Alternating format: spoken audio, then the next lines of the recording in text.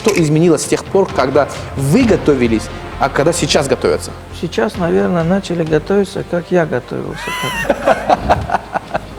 Серьезно? Расул, возьми, пожалуйста, вот эти вот деньги и уступи нам, пожалуйста, потому что они же знали, что вы не богатый спортсмен. И важно, чтобы новое поколение не повторяло наши ошибки. Акай, Расул, если не секрет, какую сумму денег вам предлагали? А кто это сделал? Информация. Кто вам предложил 10 тысяч евро за то, чтобы вы уступили? Это одна из самых сильнейших медалей Олимпийских игр в истории Таджикистана, друзья мои.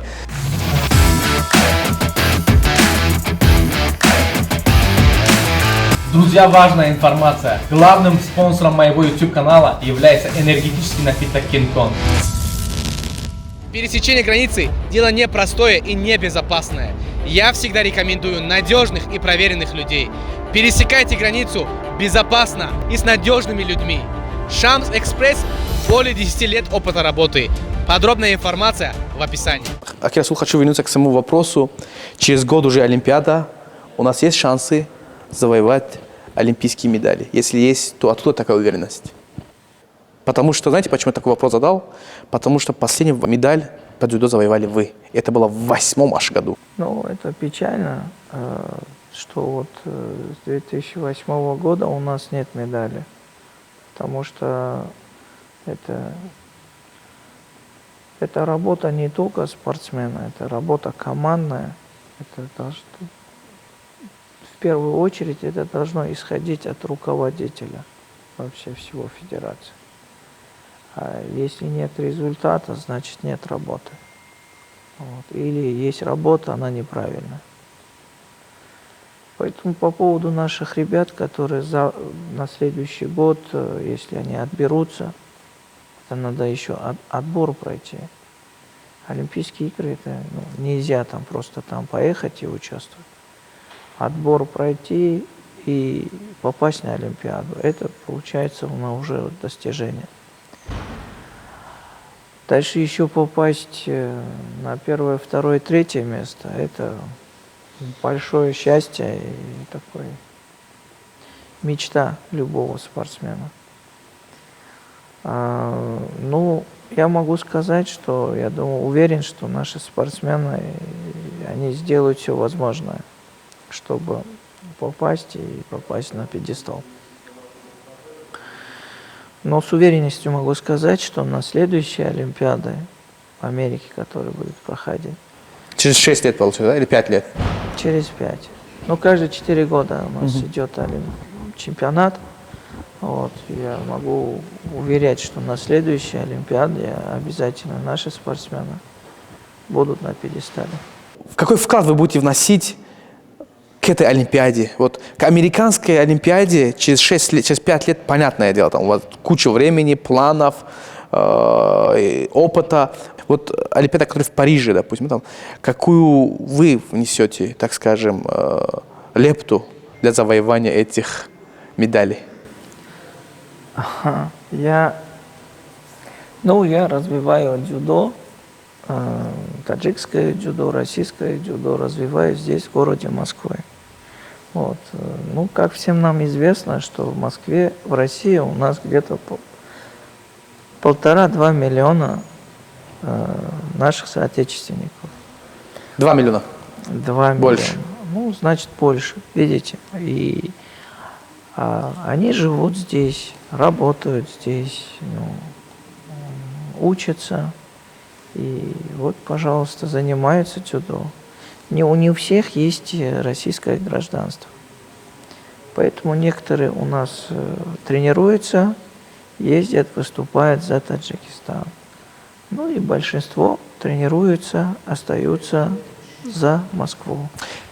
Я вашу мысль уже догадался, я уже угадал вашу мысль. Все-таки Олимпиада в Париже без легионеров нам будет сложно, мне кажется, да, там? Вы знаете, легионеры, они нужны для опыта, чтобы поднять уровень нашего дзюдо. Почему приглашаются японцы? Тренера. Да. Они тоже же легионеры считаются. Потому что до сих пор тех ребят, которые ставили руководить дзюдо, они не дали результата. Вот. Нас нет в этом числе, не потому что мы не хотим, потому что нас не приглашали. Ага. Вот. И также там до сих пор не было приглашения, чтобы там, скажем, приехать, там, организовать там, в Таджикистане на каких-то мероприятиях участвовать. Мы участвуем на мероприятии по национальной борьбе Куштингирии от Асадулло Сироджу. Это наш друг, наш товарищ, вот, человек, который от себя проводит такие масштабные мероприятия для поддержки спортсменов. Вот, естественно, Федерация дзюдо Таджикистана только что нас пригласила. Раньше времени там, такие какие-то мероприятия, которые были у нас в Таджикистане,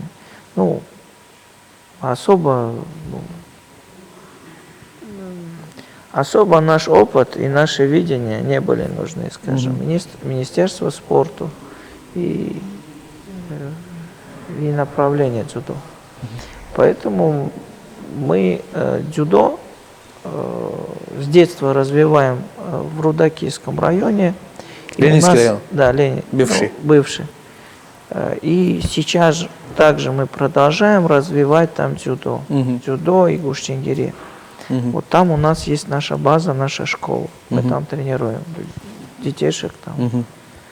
Вот. И вот приехали в Москву, чтобы поддержать также Хамватаной Хадмона, Шари Москва. Поручки джамо кам нестем зиёде. Барам хоиш кардем Федерация дзюдо Таджикистан. И Федерация дзюдо Таджикистана дала нам свое представительство. Это очень здорово. В каком плане, что Федерация, она доверяет нам. Да, и этим путем мы здесь будем проводить спортивное мероприятие, соревнования. А соревнования – это показатель наших тренировок. Вот. И очень хорошо, что вот есть такое мышление, есть такая стратегия наших руководителей, что они не узко смотрят, а смотрят в разные стороны. Да, что цель одна, цель это добиться максимального успеха и результата на международном уровне. Какие у вас настоящие и будущие цели? На данный момент это максимально быть полезным Федерации дзюдо Москвы и Федерации дзюдо Таджикистана. Оказать максимально, поделиться своим опытом, тренировать детишек. Кстати, я сам тренирую детей. У нас возраст 3 лет начинается, поэтому я принимаю участие в тренировочном процессе. Для меня это большая радость делиться своим опытом С детьми. Да. А будущие цели – это, конечно, совместно воспитать олимпийских чемпионов с Российской Федерацией и с Таджикистаном, потому что Россия и Таджикистан – это союзники, это друзья, это братья, это вместе. Поэтому хотелось бы, чтобы все так смотрели на это, да, потому что мы всегда поддерживаем друг друга, да. И во всех отношениях, да, во всех сложностях и в радостях. Я считаю, что это замечательно, это здорово, если две страны дружат друг с другом. Вот. А мы как бы своим талантом, своим опытом, своими заслугами это еще стараемся больше укреплять. Акир Расул, вот знаете, мы поговорили о, так скажем, методике новых, о том, что новые тренера сейчас будут готовить наших ребят для завоевания олимпийских медалей в Париже, да, во Франции. Вот. Но, тем не менее, та методика, благодаря которому вы завоевали свою медаль, да, все-таки вот, допустим, по ММА, я же как-то по большей части кружусь вокруг ММА, я знаю, что, допустим, люди, когда готовятся в Америке, тот же самый Лоих, он он не готовится в Таджикистане. Или у него был рекорд 11:0 в Германии, он приехал в Америку, но там методика другая. Вот. И с каждым годом она развивается. Мы успеем тоже, так скажем, в плане развития хотя бы там приблизиться к нашим конкурентам. Конечно. По подготовке. Я Кстати, уверен. и что изменилось с тех пор, когда вы готовились, а когда сейчас готовятся? Ну, сейчас, наверное, начали готовиться, как я готовился тогда. Серьезно? Ну, сейчас с этим тренером он будет гонять всех под этот уровень.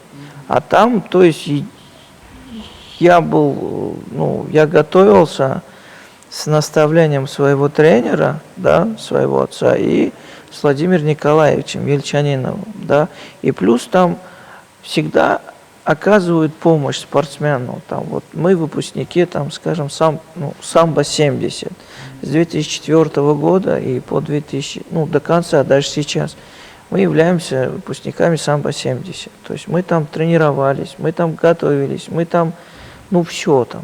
И питание у нас было, и практически мы там жили в этом самбо-70. Утром и вечером тренировки.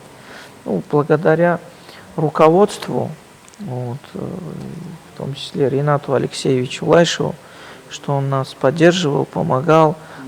И я являлся членом клуба самбо-70. Мы выступали за самбо-70. То есть для нас это большая радость и честь.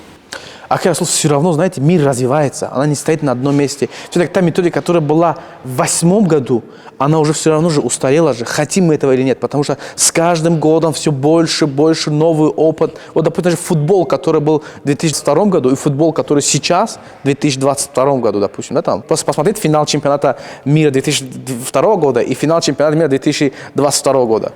Это просто другие скорости. Да, я согласен, конечно же, я же говорю, мир сам, он прогрессирует, но мир больше нуждается, сам мир, он больше нуждается в воспитанных людей, не в науке, он больше нуждается в воспитанных людей. Дети должны слушаться, да, родителей, ученик должен слушаться тренера. Для чего? Чтобы улучшать свои качества человеческие. А когда на все эти ценности просто оставляется на второй план и ценятся только финансы, только там гаджеты какие-то, там еще какие-то вещи, да, это, мы начинаем терять свое поколение.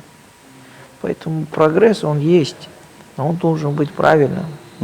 Люди должны не забывать, что они прежде всего чей-то сын, чей-то ученик, чей-то родственник. Всегда должен об этом помнить. Поэтому есть прогрессы, и в мире дзюдо, к счастью, он только что наступил. Я же говорю, мы сколько лет потеряли с 2008 года. Что предприняли? То есть есть результат, есть человек, который добился этой цели. По этой методике, по этому направлению надо было прогрессировать. Но я как бывший спортсмен профессиональный и сейчас как руководитель, я прекрасно эти вещи вижу, понимаю. И как руководитель мы неплохо справляемся со своими задачами и работой. Честно скажу, Акай Расул, меня впечатлил масштаб вашего спортивного комплекса. Это меня не может не радовать. Но, вот знаете, такой вопрос возникает, откуда такие средства для создания такого масштабного, так скажем, нужно быть здания? честным и всегда сохранять человеческие качества. Тогда все оно само придет. Нужно быть честным в делах, в словах, и не говорить одно в лицо, а потом за спиной говорить что-то другое. У нас такой мерзости нет внутри. Мы открытые люди для работы, для всего. И мы всегда говорим о своих целях. Что мы хотим, чего мы хотим добиться в жизни. куда мы двигаемся, это все открыто. Потому что единицам только возможно добиться успеха. Не все этого добьются, потому что это требует максимального вложения труда, уделить время, отказаться от того, что тебе больше тянет, да, там, попусту тратить свое время, например, там, на какую-то ерунду. Ну, вот именно вот это. А по поводу вот, все, что это есть, это сделано нами. Мы вот здесь, если вы подниметесь на 4-й этаж, там вот такой пыль, там везде грязь, везде все заброшено. Это здание уже лет от 50 там лежит, и никто его не трогает. Но есть такие, скажем, такие художники, как мы, приходим сюда, видим все вот в этой пыли, грязи, и строим планы, и начинаем строить все это. Будущее создавать. Да, это все сделано нами. Не только мной одной, у меня есть целая команда. Она примерно где-то доходит до 100 человек. Мы над этим работаем.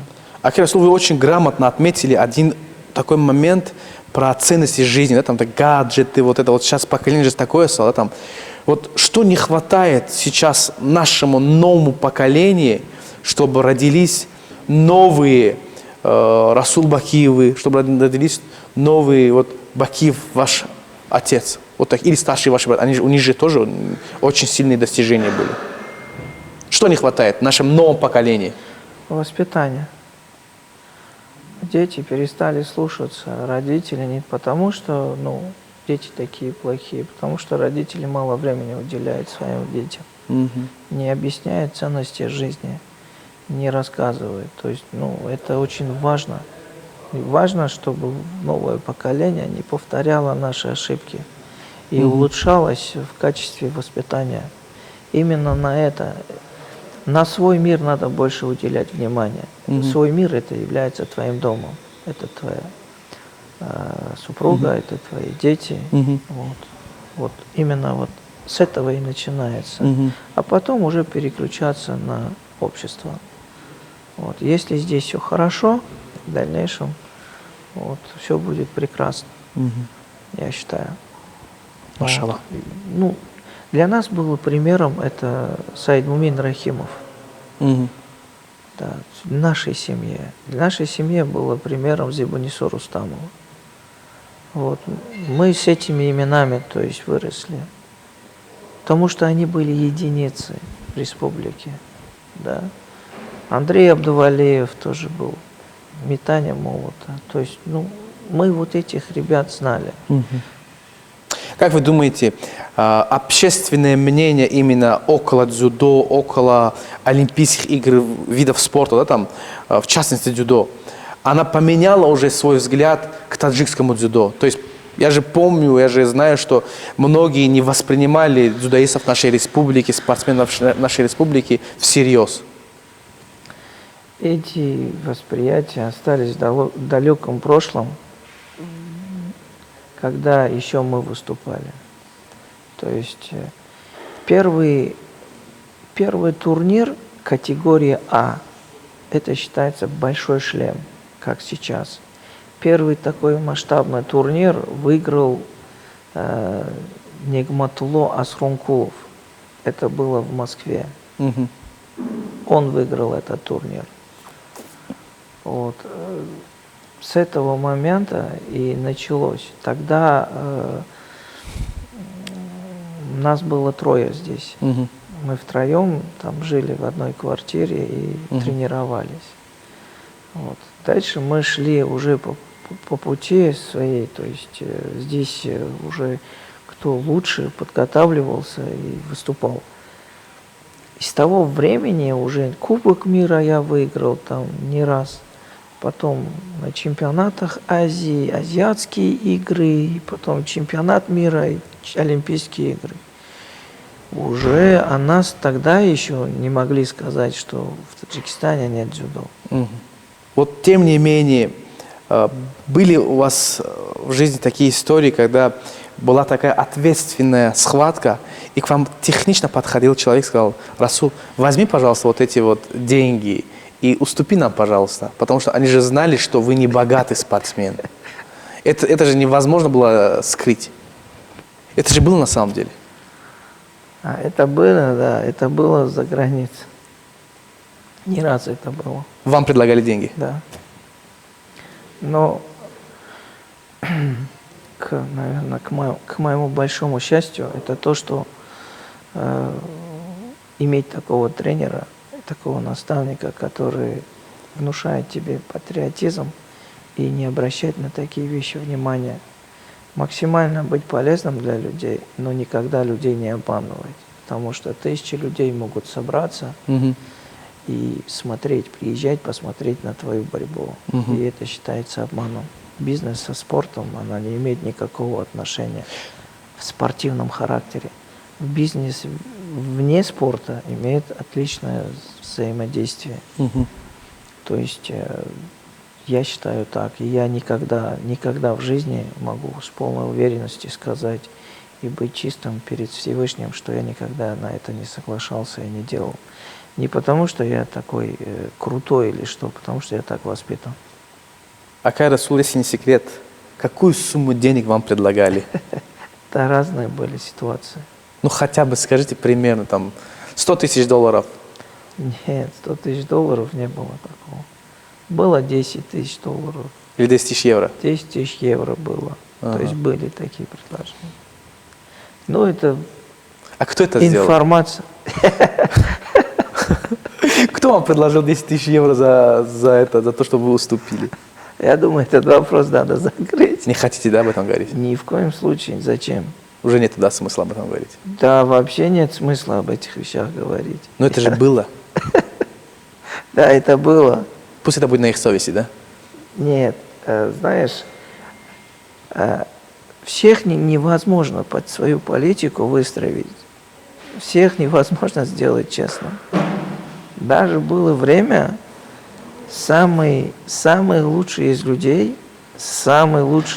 является наш пророк саллаллаху алейхи Мухаммед. вассалям. Правильно? И про него говорили, кто мы такие.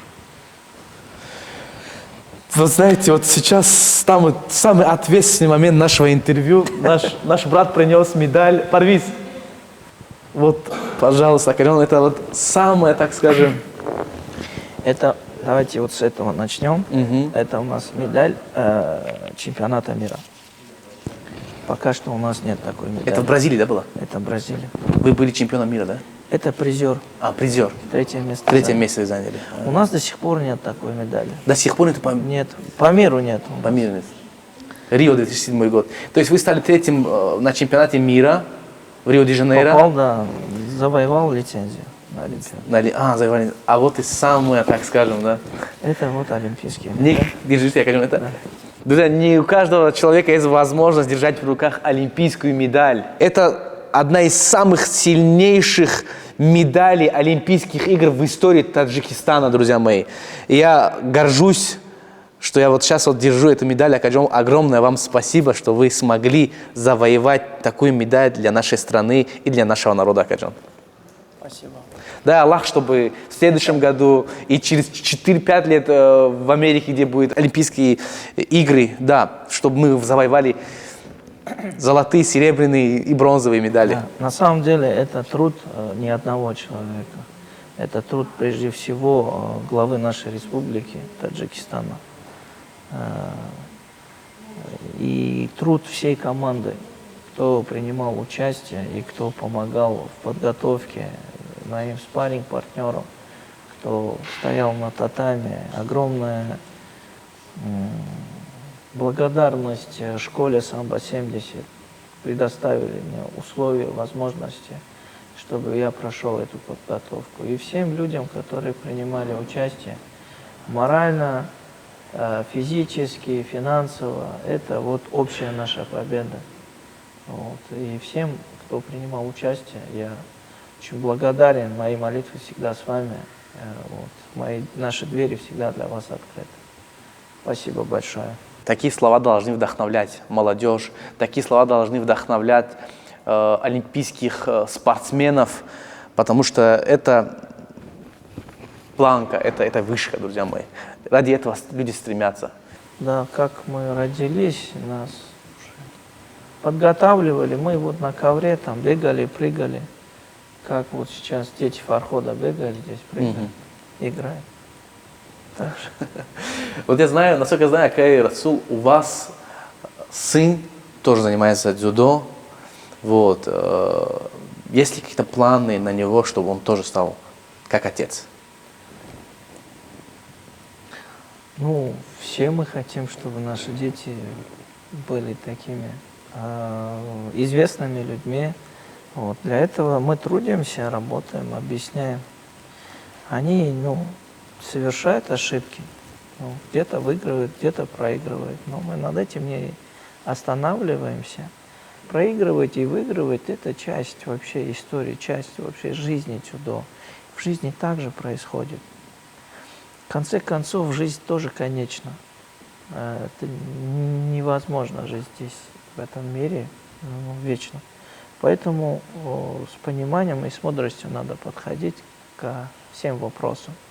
Если там, ты стал великим, да, каким-то там каких-то результатов добился, это не значит, что твой сын тоже добьется. Если ты правильно ему будешь объяснять и говорить, то, конечно, он как минимум станет хорошим человеком. Вот. Поэтому очень важно для родителей информация некая, смотреть, где их дети занимаются и у кого. Это очень важно. Тренер не должен быть просто там строгим. Он должен быть мудрым и найти каждому ребенку подход. Потому что каждый ребенок, он красив по-разному. Вот. И эти хорошие качества, задача тренера – это раскрывать. И я был для своего тренера таким трудолюбивым, исполнительным учеником, наверное. Поэтому я добился таких результатов. Но я еще раз скажу, что это очень грустно, когда за всю историю, да, одна медаль. Вот. Надо работать, и это не должно быть так. Надо, чтобы у нас были десятки таких медалей, чтобы мы этим гордились. Спасибо большое, Акай Расул, за это интервью. Вот. В конце, знаете, последний вопрос о новом поколении, о воспитании, да, там, чем отличались ваши времена и чем отличаются сейчас. Ваши, так скажем, советы нынешнего поколения. Нашим ребятам прежде всего определиться и слушаться прежде всего своих родителей. Вот. И дальше у нас, чтобы была взаимная связь, да, в плане, если кто-то выбирает спорт, то в этом плане нужно приложить максимум усилий. Вот. Тогда результат будет. То есть в жизни всегда надо быть думающим спортсменом. И нужно правильно принимать решения и выбрать правильное направление. Если нравится спорт, если душа лежит, то ты должен заниматься спортом и выкладываться. Вот. А New Fitness вам поможет в этом. Всю информацию, друзья, оставим в описании. Масштабная школа Расула Бакиева в городе Москва вас ждет, друзья мои. Давайте будущее создадим вместе. Рахман Акаджан. Ассаламу алейкум. Спасибо большое.